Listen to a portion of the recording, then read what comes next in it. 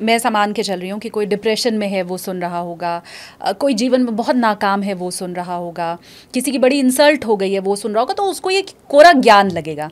जब आप बहुत दुख पे है ना और आपको सामने बैठकर, क्योंकि अनुराग जी आप ये मानिए कि ये बात सिर्फ मैं और आप नहीं कर रहे हैं। जब मैं दुखी होती हूँ तो शायद मेरे घर में मेरी माँ भी ऐसी ही बातें बताती हैं, मेरे पिता भी ऐसी ही बातें बताते हैं, हमारे दोस्त ऐसी ही बातें बताते हैं, पर हमें लगता है ठीक है यार, अपना ज्ञान तुम अपने पास रखो, हमें नहीं चाहिए। तुम इस स्थिति में होते तब तुम्हें पता चलता। तो ये वो व्यूवर्स जो उन चीज़ों को शायद फेस कर रहे हैं, ये सवाल मेरा उनके लिए है कि कैसे बदलूं अपनी सोच को। आप मेरी जगह थोड़ी है, जाके पैर न फटी बेवाई, बिल्कुल सो क्या जाने पीर पर आई। So true. और बल्कि अभी थोड़ी देर पहले भी मैं कहीं पर बात कर रहा था तो सेम यही बात हो रही थी। वहाँ पर एक छोटी सी बात निकल कर आई। मैंने कहा कि जब महाभारत में युद्ध हो रहा है, अर्जुन से गांडीव उठ नहीं रहा। अर्जुन बोल रहा है माधव ये तो सब मेरे अपने हैं, इनके ऊपर मैं कैसे शस्त्र उठाऊंगा? ये तो कोई मेरा भाई है, कोई मेरा ताऊ है, कोई मेरा चाचा है, कोई मेरे, ये तो सब मेरे रिलेटिव्स हैं, इनके ऊपर मैं शस्त्र उठा कैसे सकता हूँ? आप यकीन मानो, मैं तो फिर एक आम इंसान हूँ, मेरी तो बिसात क्या है। श्री कृष्ण को अर्जुन को समझाने में 18 अध्याय खत्म हो गए। माधव श्री कृष्ण अर्जुन को 18 अध्याय तक समझा, और 18 अध्याय में उन्होंने क्या क्या नहीं समझाया होगा। मैं उस 18 अध्याय को कभी सुनता हूं, कोई एक श्लोक, कोई एक पंक्ति भी सुनने को मिल जाए, रोंगटे खड़े हो जाते हैं। वो उसको यहां तक भी बता रहे हैं कि तू शरीर तेरा तो ये कुछ कोई काट नहीं सकता, तेरी तो आत्मा अजर है, तेरी तो आत्मा अमर है। न हन्यते हन्यमाने शरीरे नयनम छदंति शस्त्राणि नयनम दहति पावक न चैनम क्लेदंत्यापो न शोष्यति मारुतः। तेरे को तो कोई जला नहीं सकता, काट नहीं सकता। 18 अध्याय के बाद फिर वो गांडीव छोड़ करके बैठ जाता है कि माधव गांडीव उठ नहीं रहा। फिर वो उसको विजुअलाइजेशन करवाते हैं, विराट रूप दिखाते हैं, आंखें बंद कर, अब देख सब जन्म मुझी में पाते हैं और लौट मुझी में आते हैं। वो जब यहां उतर के देखता है ना, तो उसके अंदर मनोमय कोश में बदलाव आते हैं। मेरी बातें कोरा ज्ञान है जब तक ये कोई सुन रहा है और इसको इंप्लीमेंट नहीं करता। लेकिन कैसे करना है उसके लिए सबसे अच्छा तरीका मैंने 2 बार बताया कि श्री कृष्ण ने अर्जुन को क्या करवाया, विजुअलाइजेशन। कि जो चीजें आप बदलना चाह रहे हो उनका बदला हुआ स्वरूप वो कैसे बदले और कैसे बदल रहा है, वो उसको यहां पर देखना पड़ेगा, आंखें बंद करके उसको विजुअलाइज करना पड़ेगा। डॉक्टर जो डिस्पेंजा हजारों लोगों को कैसे ठीक कर रहे हैं, विजुअलाइजेशंस। हमारे नो दाई सेल्फ में लोग आते हैं, कैसे ठीक होके जाते हैं, 12-12 घंटे विजुअलाइजेशंस और मेडिटेशंस चलती हैं। मैं ज्ञान नहीं देता हूं, मैं वहां पूरा सेशन मान लो 13-14 घंटे में स्टेज के ऊपर रहता हूं, तो मैं 13-14 घंटे में से 13 या 14 मिनट भी बात नहीं करता हूं। मैं कहता हूं बैठ जाओ, ये प्रक्रिया चलेगी। कुछ ब्रेथ वर्क्स होती हैं, कुछ प्राणायाम्स होते हैं, कुछ ऐसी मेडिटेशंस होती हैं जो हमको उस जोन में ले जाती हैं जहां हमारे माइंड की फ्रीक्वेंसीज डेल्टा में जाएं, जहां हमारी कुंडलिनी शक्ति के थ्रू वो जागृत हो। कोई सब एक्टिविटीज़ यहां से बदलते हैं। और टफेस्ट से टफेस्ट लोग, ऐसे लोग भी आते हैं जो कहते हैं कि सर, मैं एक लेडी बल्कि हमारे पास आई, मैं आपको उनका एग्जाम्पल देना चाहूँगा। वो बोली कि सर मैंने ना सब कर लिया, मैं तो आपके आने से पहले यहाँ 15 मोटिवेशनल वीडियोस भी देख के आई, मेरा ये चैलेंज, मेरा ऐसे, मेरा वैसे। हम अपने जितने भी हमारे पास पार्टिसिपेंट्स आते हैं ना, हम उनको एक बात बोलते हैं कि जो शुल्क हम आपसे ले रहे हैं, जो फीस आप हमारे पर यहाँ पर आने की पे कर रहे हैं, वो 100% रिफंडेबल है। इनफैक्ट हम 5 स्टार रिजॉर्ट का स्टे भी देते हैं, रहना खाना पीना सब कुछ होता है। मैंने कहा उसके बाद भी आपको समझ में आता है कि जो मैं आपको देना चाहता था वो नहीं दे पाया, अपने पैसे वापस ले जाइए। I don't want unhappy money. अगर मैं जो आपको एक मेरे दोस्त ने बोला कि भाई तुम पैसे वापस कर देते हो तो ये मतलब कैसे? मैंने कहा जी आज तक तो कोई लेके नहीं गया, लेकिन अगर उसको मैं जो देना चाहता था अगर मैं दे नहीं पाया तो उसका 1 रुपया भी मुझे लेने का कोई अधिकार नहीं है। और अगर मैं दे पाया उसके बावजूद वो ले गया तो मुझे वो कहीं ना कहीं से ज़रूर दे देगा। तो वहाँ क्या होता है, विजुअलाइजेशंस। फिर से उसको कनेक्ट करता हूँ कि आपका कॉन्शियस तर्क करता है, लॉजिक लगाता है, उसको ये ज्ञान लगता है, कोरा ज्ञान लगता है। लेकिन जो सब कॉन्शियस है उसको एक ही डायलॉग आता है, जो हुक्म मेरे आका। वो सिर्फ ओबे, क्योंकि तर्क लगाने के लिए, लॉजिक करने के लिए कौन सा माइंड बनाया गया, कॉन्शियस। अब जब कॉन्शियस है नहीं, मैं आपको बोलूँगा जैसे हिप्नोसिस में होता है, हिप्नोटिक कमांड्स में होता है बहुत ज़्यादा, कि मैं आपको बोलता हूँ कि आप ऐसा इमेजिन कीजिए कि आपकी बॉडी बिल्कुल हेल्दी है, हैप्पी है, हील हो चुकी है। आपकी कुछ लोग आते हैं जिन घुटने नहीं चल रहे, लिगामेंट्स काम नहीं कर रहे हैं, उनको बोलता हूँ कि आप विजुअलाइज कीजिए कि जब आपके घुटने चल रहे हैं तो आप क्या कर रहे हो, किस जगह पर हो, जूहू बीच पर हो, वॉक कर रहे हो, जॉगिंग कर रहे हो, रेस कोर्स पर जा रहे हो, वो विजुअलाइज करने लगते हैं। Your mind doesn't know the difference between imagination and reality. और जब वो डिफरेंस नहीं करता तो वो उस टाइम पर तर्क करने के लिए लॉजिकल माइंड नहीं होता, जो बात आती है सीधी सबकॉन्शियस में प्रवेश करती है। तो इसलिए जो भी सुन रहा है उनको ये कोरा ज्ञान लगेगा, लेकिन जब वो विजुअलाइजेशन करेंगे तब वो ज्ञान, वो श्री कृष्ण ने दिखाया ना, सब जन्म मुझी में पाते हैं और लौट मुझी में आते हैं, वो ज्ञान तब रियलिटी में कन्वर्ट हो जाता है, क्योंकि उस समय इंसान उसको जीने लगता है। तो इसलिए कुछ मत कीजिए, कुछ मत अगर कोई भी किसी भी चैलेंज को सफ़र कर रहा हो तो वो विजुअलाइजेशन कीजिए जो उससे आपको मुक्ति दिला सकता हो, या उस रियलिटी को चेंज करके एक नई प्रोबेबिलिटी क्रिएट करता हो। यहाँ पर आप उसको करके देखिए, ज़िंदगी में 100% बदलाव ना आए तो मैं काम करना छोड़ दूँगा। क्या बात है, शानदार। 100%। 100%। हाँ, अब इसी से जुड़ा हुआ फिर मेरा अगला सवाल कि आपकी बात मैंने मान भी ली, मैंने विजुअलाइजेशन शुरू भी कर दिया, तो क्या ये बहुत मुश्किल काम है, क्या ये बहुत आसान काम है, और क्या इसे हर कोई कर सकता है? बहुत अच्छे, तीनों सवाल बहुत शानदार हैं। सबसे पहला तो ये बहुत आसान भी है और बहुत मुश्किल भी है। कैसे, मैं आपको समझाता हूँ। जैसे मान लीजिए मैं जिम में पहले दिन गया और जिम जाके मैंने 10-10 किलो के 2 डंबल्स उठाए और मैंने उसके बाइसेप्स की एक्सरसाइज मैंने करनी शुरू की। मैंने सिर्फ 4 या 5 बार ही किया, मेरे लिए वो बहुत मुश्किल था, मुझसे नहीं हुआ। वहीं अगर मैं 1 kg के डंबल्स लूँगा तो हो सकता है मैं उसके रेप्स करना भी चाहूँ तो मैं बहुत सारे रेप्स कर जाऊँ। क्यों? क्योंकि वो मेरे लिए ईजी है। तो जिस इंसान की चेतना का स्तर ऊंचा है, चेतना के स्तर का मतलब है कि हमारी जो कॉन्शियसनेस है, हमारे अंदर एक चेतना, एक प्राण शक्ति प्रवाहित कर रही है। इसको एक बुक के माध्यम से सर डेविड हॉकिंस ने इस पर एक बुक लिखी, the map of consciousness explained, कि आप जिस तरह के इमोशंस में अंदर से हैं, जिस तरह के भाव में अंदर से हैं, तो उन्होंने लस्ट से लेके और ग्रैटिट्यूड तक की एक लिस्ट बनाई है कि किस इमोशन की क्या फ्रीक्वेंसी है। तो अगर आप बहुत ही लो फ्रीक्वेंसी पे हैं तो आपके लिए बहुत मुश्किल टास्क है, आपको बहुत ज़्यादा समय लगेगा इसको कॉन्कर करने में। कई बार लोग आते हैं, वो बोलते हैं सर इन्होंने मेरे साथ विजुअलाइजेशन करना शुरू किया था, इनके भी सेम मेरा वाला चैलेंज था, ये तो 5 दिन में ठीक हो गए। एक लेडी हमारे पास आई दुबई से, इस बार फिर वो हमारा इवेंट है तो फिर वो 4 लोगों को लेके दुबई से आ रही हैं। उनकी एक फ्रेंड साउथ अफ्रीका से आ रही है। उस साउथ अफ्रीकन फ्रेंड को हमने बोला कि हमारा इवेंट जो है वो हिंदी में होता है पूरा, तो वो समझ पाएंगी। तो वो उनके वीडियोस देखने के बाद बोल रही है कि मुझे सिर्फ जो एक्टिविटी करवाते हैं वो करनी है, मुझे समझना नहीं है, मुझे जाने दो वहाँ पे। क्यों बोल रही हैं? क्योंकि कहने का मतलब है कि जब आप उस मोड में जाते हो, जब माइंड उन चीज़ों को विजुअलाइजेशंस के थ्रू एक्सेप्ट करने लगता है, तो चीज़ें 100% चेंज हो जाती हैं। और यहाँ पर भी सेम ऐसा ही होता है। जब आप एक ऐसी अवस्था में होते हो कि आपकी ब्रेन वेव्स बिल्कुल शांत हुई, बिल्कुल रिलैक्स हुई, बिल्कुल काम हुई, उसके बाद जो जो एक्टिविटी आप करते जाओगे वो धीरे धीरे से आपको इम्पैक्ट डालती जाएगी। तो अगर आपके पास इमोशंस बहुत गहरे रखे हैं, आपका बिलीफ सिस्टम उसको एक्सेप्ट नहीं कर रहा, तो it will take a lot of time. लेकिन वहीं एक इंसान आता वो कहता कंप्लीटली सरेंडर, मुझे पता आप ठीक कर दोगे। मैं कहता हूं मैं नहीं करूंगा, तुम्हारा ये विश्वास ठीक कर देगा। कई बार ऐसा होता है, हम डॉक्टर के मतलब इनफैक्ट मेरे छोटे बच्चे रहे तो मुझे ये बात का पता है। हम बोलते हैं कि बच्चा जब बीमार होता है ना तो माँ बाप बहुत ज़्यादा वो हो जाते हैं, उस डॉक्टर के पास लेके जाओ, उसकी दवाई लगेगी। वो युगांडा से MBBS करके आया। हाँ। मतलब वो पैरासिटामोल की जगह क्या लिखेगा अगर फीवर है तो, या मेफ्टाल लिखते हैं या कुछ भी, वो क्या क्या करेगा, वो उस डॉक्टर की दवाई लग क्यों जाती है? बिलीफ है आपका, ये मुझे ठीक कर देगा, ये बिलीफ है। प्लेसीबो काम करता है और ये मेडिकल साइंस प्रूव करती है। तो अगर कोई बोले कि मेरे लिए मुश्किल है, अगर आपके पास बहुत इंटेंस इमोशंस बैठे हैं, पेनफुल बहुत मेमोरीज हैं, जिंदगी में कभी मेडिटेशन नहीं किया, तो हो सकता है आपको समय लगे। लेकिन अगर आपके पास, आप थोड़ा सा, आपकी चेतना का स्तर ऊपर है, आप थोड़ा बहुत हल्का फुल्का ग्रैटिट्यूड प्रैक्टिस करते हो, आप चीज़ों को लाइटली लेने की आदत है, आपको पता है कि जो हुआ उसके साथ पेनफुल मेमोरीज तो अटैच हैं, लेकिन उसके साथ कुछ लर्निंग्स भी अटैच हैं, तो इसका मतलब आप चेतना के थोड़े ऊंचे स्तर पर हो, आपको चीज़ें करने में आसानी होगी। ठीक वैसे ही जैसे 1 kg का डंबल और 10 kg का डंबल मेरे लिए काम करेगा। अगर मैं 2 महीने तक जिम जाता रहूं तो 10 kg का डंबल भी मेरे लिए 1 kg जैसा हो जाएगा। ठीक बात है ना? तो वही व्यक्ति अगर 1-1.5 महीना विजुअलाइजेशन करता रहे तो उसको लगेगा जो रिजल्ट मुझे 1 महीने में नहीं मिला, अब वो मुझे 1 दिन में रोज मिल रहा है। कहने का मतलब क्या है कि डिपेंडिंग अपॉन द इंटेंसिटी और giving to that particular practice, और कितना ज्यादा गहरे में आप नीचे के स्तर पर, चेतना के स्तर पर गए हुए हो, उससे ऊपर आने में थोड़ा सा समय लगेगा आपको। लेकिन चीजें 100% बदलती हैं अगर आप समय देने को तैयार हो। एक और चीज़ मेरे व्यूवर्स की क्लैरिटी के लिए, जब आप चेतना के स्तर की बात करते हैं, क्योंकि हर आयु वर्ग का और हर स्तर का दर्शक हमें देखता है, तो जब आप चेतना के स्तर की बात करते हैं तो उसमें किसी तरह से कोई एजुकेशन नहीं आती है, राइट? कि कोई ग्रेजुएट है, पोस्ट ग्रेजुएट है, 10th पास है तो उसको ज़रा ज़्यादा समय लगेगा।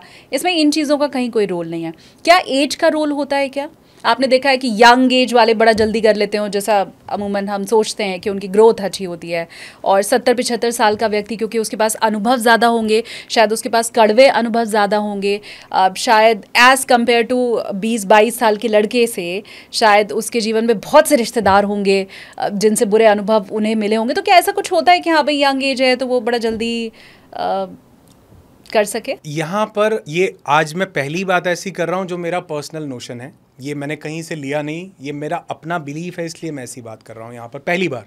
इससे पहले मैंने जो भी बातें की वो साइंटिफिकली प्रूव्ड चीज़ें हैं, उनके ऊपर मैं काम करता हूँ। ये मेरा पर्सनल बिलीफ है। ये बिलीफ ऐसा है कि मुझे ऐसा लगता है कि हम यहाँ इस रेल्म में, इस प्लैनेट अर्थ पे, मेरा बिलीफ है, मैं इसलिए बार बार ये बात बोल रहा हूँ, हम शायद यहाँ इसलिए आए क्योंकि ये एक बार मुझे इस तरह की चेतना आई कि हम शायद यहाँ पर इसलिए आए कि हमने कुछ सीखना था, जो सीखने के लिए, लर्निंग लेने के लिए हमें इस रेल्म की ज़रूरत थी। ऐसा कहा जाता है कि सैकड़ों ब्रह्मांड हैं, सैकड़ों गैलेक्सीज़ हैं, ऐसी बात बहुत जगह पर आती है। इनफैक्ट जब रश्मि रथी में दिनकर जी ने बड़ी खूबसूरत वो वर्णन किया है, जब श्री कृष्ण और उसका दुर्योधन का जो संवाद है उसके बारे में बात की जाती है, तो श्री कृष्ण एक लाइन उसमें बोलते हैं, शतकोटि सूर्य शतकोटि चंद्र शतकोटि सरित सर सिंधु मंद शतकोटि विष्णु ब्रह्मा महेश शतकोटि सिंधु जलपति धनेश। शत मतलब 100, कोटि मतलब करोड़, 100 करोड़, शतकोटि सूर्य शतकोटि चंद्र, मतलब इतने करोड़ों सूर्य चंद्र की भी बात हो रही है। हम यहाँ पर क्यों आए?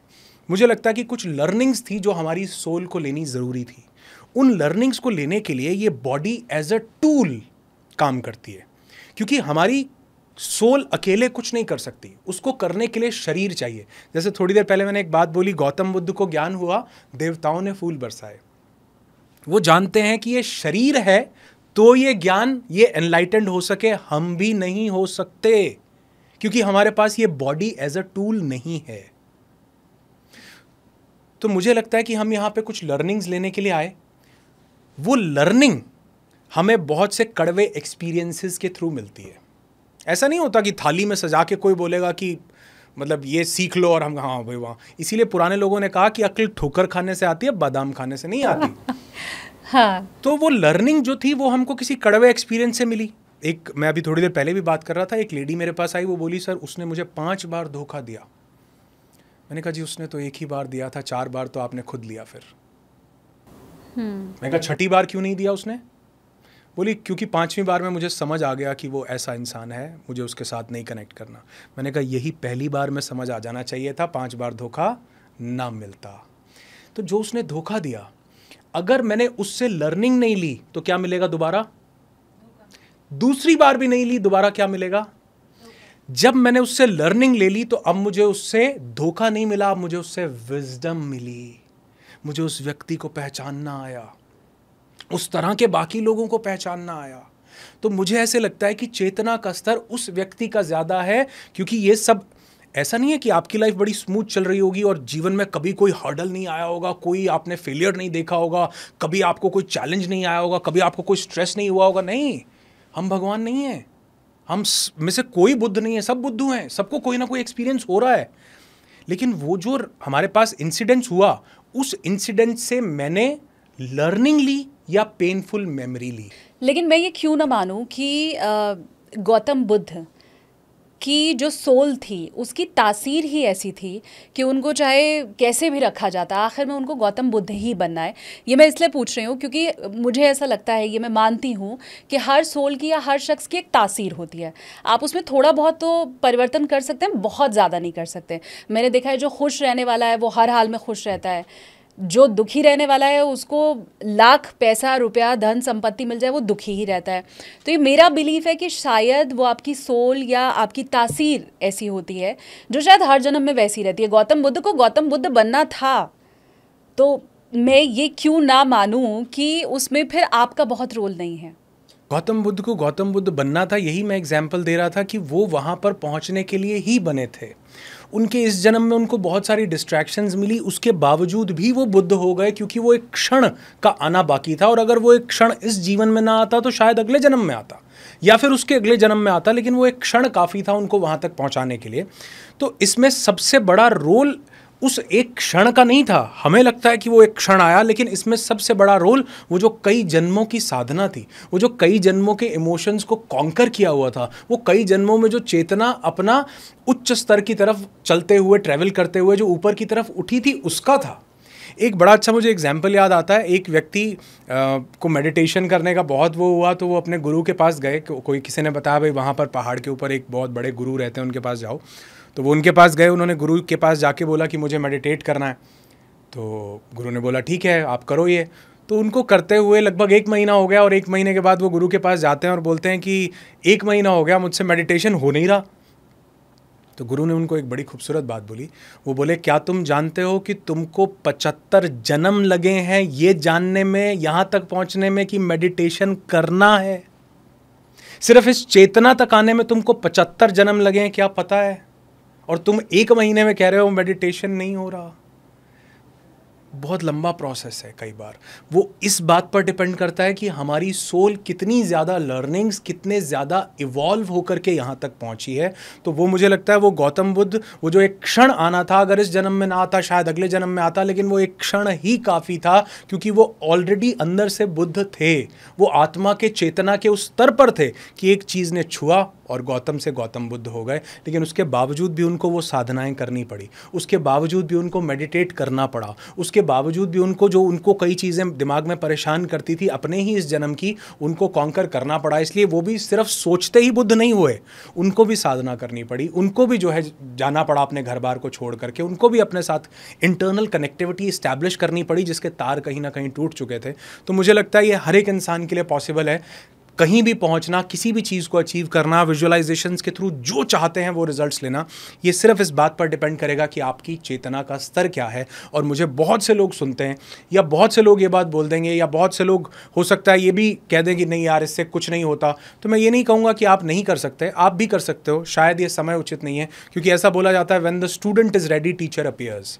मैं किसी का कोई टीचर नहीं हूँ, मैं ये नहीं गलत मत समझ, मैं कोई किसी का टीचर नहीं हूँ, लेकिन मैं ये बोल रहा हूँ कि जब किसी व्यक्ति की खुद की चेतना उस स्तर पर होती है तो वो टीचर को नहीं ढूंढता, टीचर उसको ढूंढ लेता है। मैं नहीं, कोई और नहीं, कोई और नहीं, ये जन्म नहीं, कोई और नहीं, कोई और सही। लेकिन जब आपकी चेतना वहाँ होगी तो चीज़ें अपने आप आने लगेंगी। इस पूरे प्रकरण को वापस से पहली स्टेटमेंट से कनेक्ट करूँ क्या? You never attract what you want in your life, you only attract who you are. आप क्या हो। इसलिए मैंने एक बुक को कोट किया था, the map of consciousness explained bye sir David Hawkins. उसमें उन्होंने इमोशंस के चार्ट बताए हैं, नीचे शाय से शुरू करके ग्रीफ, लस्ट और ऐसे एंगर, लोअर इमोशन से हम हायर इमोशंस, ऊपर सबसे ऊपर आते हैं लव और ग्रैटिट्यूड इन इमोशंस की तरफ।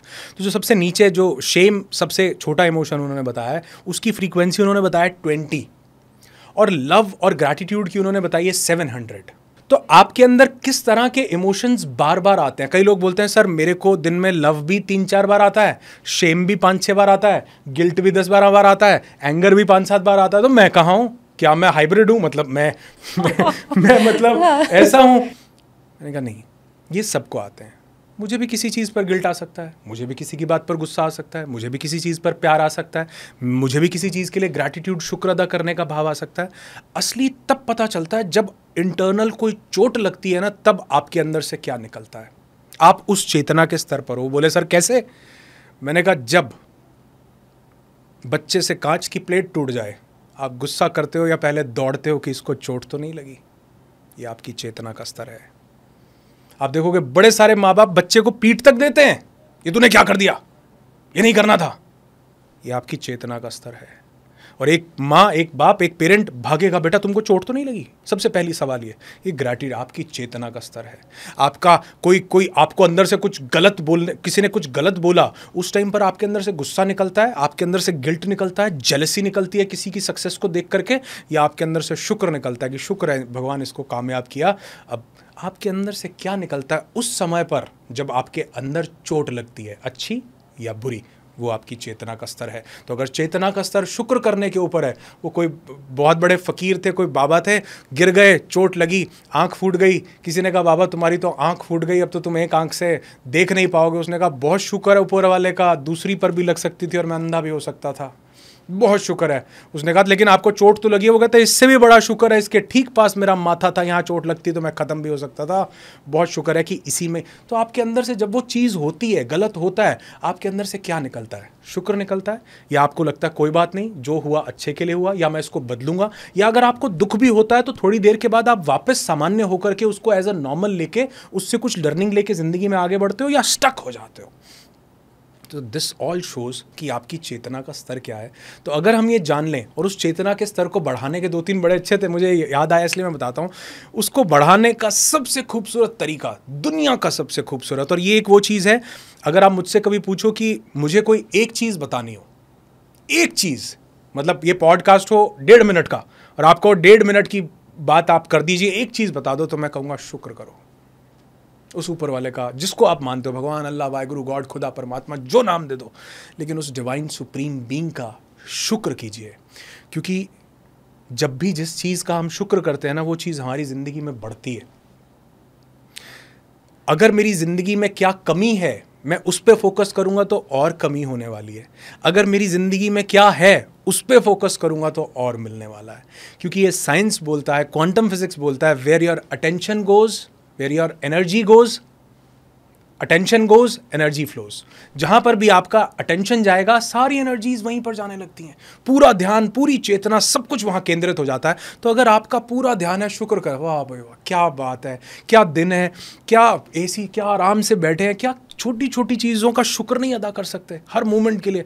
खाना खाया, मेरे पापा कई बार, अब वो है नहीं और मुझे उनकी बहुत चीज़ें मतलब कई बार ऐसी याद आती हैं, और कई चीज़ें ऐसी याद आती हैं। मेरे पापा खाना खाते थे ना, तो खाना खाने से पहले शुक्र करते थे, हाथ जोड़ते थे, खाना खा लेते थे तो कहते, मैं कहा यार ये खाना खा के, मैं कहा मुझे कभी समझ में नहीं आया।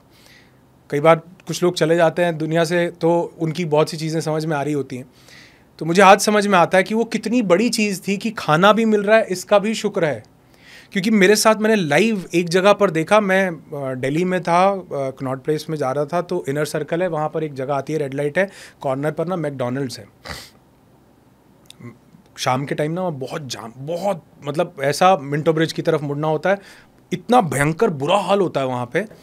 मैं स्टक हूँ वहाँ, ड्राइवर गाड़ी चला रहा है, मैं बैठा हूँ आराम से, और मैंने ऐसे बाहर देखा, कॉर्नर पे मैकडॉनल्ड्स है, 2 लड़के अंदर से आए, उन्होंने बर्गर वर्गर कुछ खाया होगा, बाहर डस्टबिन था, उन्होंने डाला और निकल गए। इतने में एक लड़का आया, छोटा सा थैला सा उसने टांगा हुआ, भागा, उसने हाथ अंदर डाला, उसने वो बर्गर निकाला, बर्गर खाने लगा। आज भी रोंगटे खड़े हो जाते हैं मेरे, मैं वो चीज़ याद करता हूँ। और वो इतना खुश हो के उसको खा रहा था। उस दिन मुझे उसको देख के रियलाइज़ हुआ, मैं कहा शुक्र है, पता नहीं किसी जन्म में मैं भी ये हूँ और मैंने ऊपर वाले को गुहार लगाई हो यार, और मेरी तरह कोई ऐसा शॉफर ड्रिवन कार में बैठ के जा रहा हो, आराम से यहाँ से निकल रहा हो, और मैं भी ऐसा कुछ उठा के खा रहा हूँ, और मैंने कहा भगवान ये जिंदगी दे दो, और ऊपर वाले ने दे दी हो, और आज मैं कंप्लेंट कर रहा हूँ यार मेरे पास तो कुछ भी नहीं है, तुमने ये नहीं दिया, तुमने क्या पता मैं वो बच्चा हूँ और आज मेरी मांगी मुराद मुझे मिल गई हो, पूरी हो गई हो, और मैं फिर कंप्लेंट मोड में हूँ। उस दिन समझ में आया शुक्र की बहुत बड़ी ताकत है। जो आपके पास है उसका शुक्र अदा कीजिए, क्योंकि कई बार न समय रहता है न लोग रहते हैं, आप चाह कर के भी शुक्र अदा कर नहीं पाते, चीज़ें छूटती चली जाती हैं और आप पीछे रह जाते हैं। ज़िंदगी में जो है, मैं तो कई बार मजाक में भी ये बात बोल देता हूँ, मैं कहता हूँ सुबह उठ गए हो, इसी चीज़ का शुक्र कर लो, क्योंकि 3.5 लाख लोग सोते सोते चले गए हैं। हैप्पी बर्थडे हो गया परमानेंट, आप उठे, ऊपर वाले ने मौका दिया, उठो, सबसे पहले हाथ जोड़ो, वाह भाई वाह, शुक्र, एक दिन और मिला, खाना मिला, शुक्र, लोगों के पास खाना नहीं है, डस्टबिन में से निकाल कर खा रहे हैं, छत है, शुक्र कि मुझे छत मिली, लोग, अखबार में न्यूज़ आती है जी लोग लू लगने से मर गए, ठंड में इतने लोग मर गए, हम तो नहीं मरते, शुक्र नहीं है। तो एक एक मूवमेंट पे आप चाहो तो मतलब जो चीज़ देखता हूँ मुझे ऐसे लगता है शुक्र है, शुक्र। तो ये अब ऐसा एंकर हो गया हुआ है इतना ज़्यादा, तो मुझे लगता है ये वो चीज़ है जिसने मेरी ज़िंदगी को बदला। और अगर यकीन ना हो, कोई भी व्यक्ति इसको सुन रहा हो, ज़िंदगी में बड़े से बड़ा चैलेंज हो, एक चीज़ अपनी ज़िंदगी में कर करके देख लीजिए कि जो नहीं है उसको छोड़ दो, जो है उसका शुक्र अदा करना शुरू कर दो, आपकी ज़िंदगी में जो नहीं भी है वो भी आने लगेगा। इस बात का भी मैं दावा करता हूँ, क्योंकि जहाँ आपका अटेंशन जाता है सारी एनर्जीज़ वहाँ फ्लो करने लगती हैं, ज़िंदगी खूबसूरत हो जाती है सिर्फ एक चीज़ से। एक लास्ट सवाल अब मैं आपसे पूछूंगी अनुराग जी, क्योंकि ये जो मेरा पूरा पॉडकास्ट रहता है ना, तो टेक ऑफ हमने किया, जर्नी बड़ी अच्छी रही, अब लैंडिंग का वक्त हो गया है। तो मुझे आप ये बताएं, क्योंकि आपने कहा कि अगर हम शेम की बात करें और उसको 20 रेटिंग दी गई है, तो 700 पर है शुक्र अदा करना। तो क्या सीधे अगर मैं 20 पे हूँ, ये आखिरी लैंडिंग वाला सवाल मेरा है, और आज से मैंने शुक्र अदा करना शुरू कर दिया, तो वो 20 से 700 पर पहुंच जाएगा, या बीच के कुछ और चरण भी हैं जब तक उसको क्रॉस नहीं किया, भाई फर्स्ट के बाद सेकंड में बच्चा पहुंचता है, थर्ड में, फोर्थ में, क्या सीधा मैं 700 तक पहुंच जाऊंगी? बहुत बहुत ब्यूटीफुल सवाल, बहुत ब्यूटीफुल क्वेश्चन है आपका। मैं यहाँ पर एक चीज़ बोलना चाहूँगा कि सर डेविड हॉकिंस ने ना उसमें बहुत अलग अलग स्टेप्स बताए हैं, जिसमें सबसे मेजर 2 स्टेप्स उन्होंने बताए हैं। एक उन्होंने बताया है लगभग 250 के लेवल पर न्यूट्रलिटी, जब आप न्यूट्रलिटी के उसमें आते हैं, ना आप लोअर फ्रीक्वेंसीज़ में हैं ना आप हायर फ्रीक्वेंसीज़ में हैं, वो है करेज, कि आपको शुक्र अदा करने के लिए भी ना करेज करना पड़ेगा। आप यकीन मानिए, आप और मैं तो शायद इस बात को महसूस ना कर सकें, लेकिन 90% लोग अभी भी ऐसे होंगे इसको सुनने के बाद भी अंदर से करेज नहीं आएगा, क्योंकि उनको लगा किस चीज़ का शुक्र, ये खराब चल रहा, वो तुम्हें क्या पता, बैठ के बोलना बड़ा आसान है, सोफा बड़ा कंफर्टेबल सा लग रहा है, फ़ोन तुम्हारे पास बढ़िया, ये सब ये तो बड़ा आसान। करेज नहीं बिल्ड कर पाएंगे, और ये लग रहा होगा कि ये बातों से डिसएग्री कर रहे हैं, लेकिन बेसिकली वो करेज बिल्ड नहीं कर रहे। तो अगर आप वो सबसे पहले करेज बिल्ड करते हैं कि मुझे इस नीचे के लोअर इमोशन से निकलना है, उसके लिए करेज बिल्ड करना पड़ता है। और वो करेज कहाँ से बिल्ड होता है? जब आप स्मॉल स्टेप्स लेते हो। उन्होंने ये नहीं बोला कि आप एकदम से रेडिकल ट्रांसफॉर्मेशन कर लोगे, नहीं, उन्होंने कहा स्मॉल स्टेप्स। सबसे पहला स्टेप क्या है? करेज। वो न्यूट्रल पे आपको लेके आता है। दूसरा, ग्रैटिट्यूड तक पहुंचने के लिए दूसरा उन्होंने एक बहुत ब्यूटीफुल स्टेप बोला है, उन्होंने बोला love. Love is the most beautiful frequency one can experience. और मैंने तो लव पर इतनी ब्यूटीफुल बुक्स पढ़ी। अभी कुछ टाइम पहले मतलब मेरी ज़िंदगी में जिस बुक ने बहुत बड़ा ट्रांसफॉर्मेशन लाया वो थी डॉक्टर बर्नी सीगल, हुए एक बहुत बड़े सर्जन हैं, उनकी बुक है लव मेडिसिन मिरेकल। उन्होंने बहुत से लोगों के एक्सपीरियंसेस शेयर किए कि कैसे लोगों ने भयंकर भयंकर बीमारियों को भी कॉन्कर किया सिर्फ लव की फीलिंग्स को डेवलप करके। और हमारा जो इवेंट होता है नो दैट सेल्फ, उसमें भी हमारे 2 डेडिकेटेड मेडिटेशंस होते हैं लव बेस्ड, जहाँ पर हम सिर्फ लव को एक्सपीरियंस करते हैं। और मैं कई बार लव, हैप्पीनेस और फिर हम ग्रैटिट्यूड पर पहुँचते हैं। मैं कई बार लोगों को पूछता हूँ हैप्पीनेस में या लव में जाने के लिए, मैं उनको पूछता हूँ कि कोई मुझे इंसिडेंट्स बताइए जो आपको पुराना याद आ रहा है, जिससे आपको मतलब बच्चों जैसी खुशी और एकदम ऐसा आप कब थे, इतना खुश, इतनी मोहब्बत कब थी। आप यकीन नहीं मानोगे, 90% लोग, अगर उनकी उम्र 40 है, 30 है, 50 है, 80, हर एज ग्रुप के लोग आते हैं, वो सीधा बचपन में पहुंच जाते हैं। बीच की कोई मेमोरी नहीं है लव और हैप्पीनेस की। वो मेमोरीज हैं जब मम्मी ने गोदी में उठाया था, पापा मार्केट ले गए थे, मैं कुछ जिद कर रहा था, पापा ने दिलाया था, मैं वहां खड़ी थी, पापा मेरे सिर पे, वो वहां पहुंच जाते हैं। वहां से यहां तक लव की फीलिंग गायब है। दूसरा ब्यूटीफुल स्टेप लव।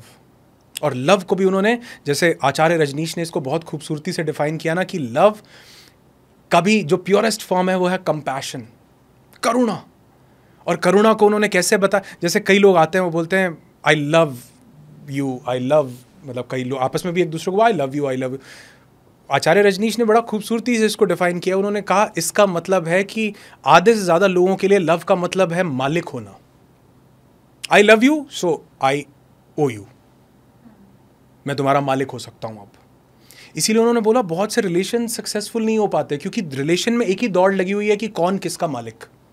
मैं तुम्हारा मालिक हो जाऊं, तुम मेरे मालिक हो जाओ, या मैं तुम्हारा मालिक होने की दौड़, आज़ाद होने की दौड़।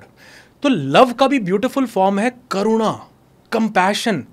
एक इंसान चिकन को देखता बोलता आई लव चिकन, एक इंसान फूल को देखता बोलता आई लव फ्लावर, ये तोड़ लेता हूं, मंदिर जा रहा हूं, श्री हरि के चरणों में चढ़ोगे तुम क्या जीवन पाओगे।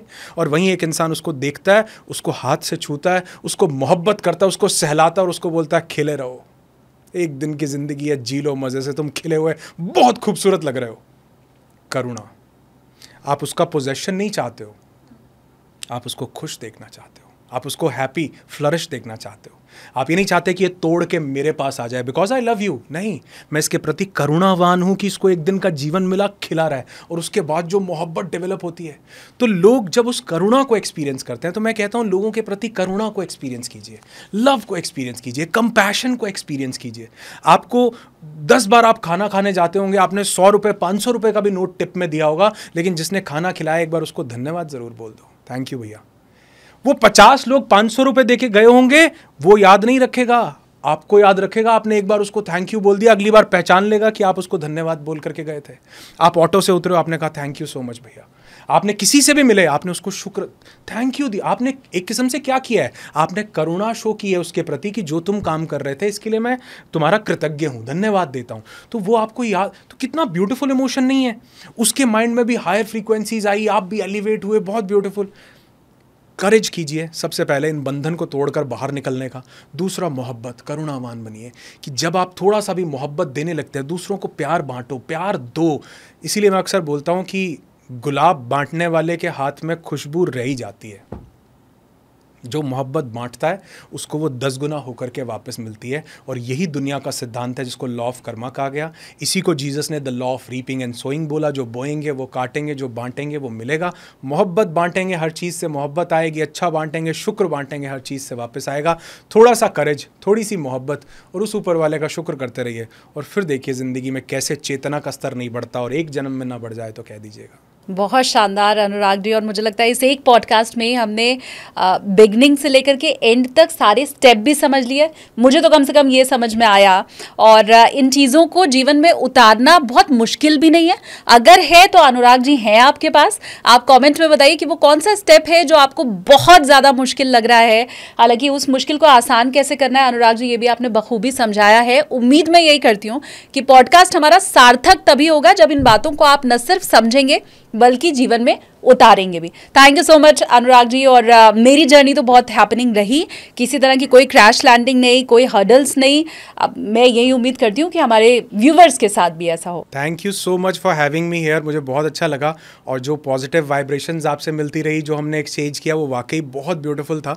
लेकिन उसके साथ जैसे आपने बोला कि क्या चैलेंजेस सब लोग फेस कर रहे हैं, वो जो क्वेश्चन जो पूछना चाहते हैं वो भी पूछें। लेकिन इसके साथ मैं चाहूँगा कि आपके जितने भी व्यूअर्स हैं, जो भी लोग इस पॉडकास्ट को देख रहे हैं, वो एक चीज़ ये भी ज़रूर कमेंट करके यहाँ पर बताएं कि ये जितनी बातें मैंने की, इनमें से कौन सी चीज़ वो ऑलरेडी कर रहे हैं या करने वाले हैं। क्या वो आज से शुक्र करने वाले हैं? क्या वो आज से मोहब्बत को बांटने और फैलाने वाले हैं? क्या वो आज से ये करेज करने वाले हैं कि नहीं, इस बंधन को तोड़ करके आगे निकलना है? क्या वो अपने इनर सेल्फ के साथ कनेक्ट होने वाले हैं खुद को जानने के लिए? तो इसका मुझे भी इंतज़ार रहेगा। मैं भी देखूंगा कि कितने लोग हैं जो वाकई इस चीज़ को इम्प्लीमेंट भी करने वाले हैं। So thank you so very much, God bless you, thanks a lot. Thank you Anurag ji.